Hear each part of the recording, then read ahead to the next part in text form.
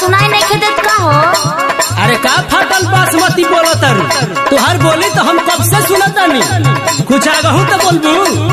तारा ऊपर एगो कंप्लेन बा। का कंप्लेन बा? जब सुततनी तब आवाज आवत रात में। ऐसा बात बा? कैसा आवाज आवता हो? लसुन खाना खा के जाके जब पलंगिया पर सोई,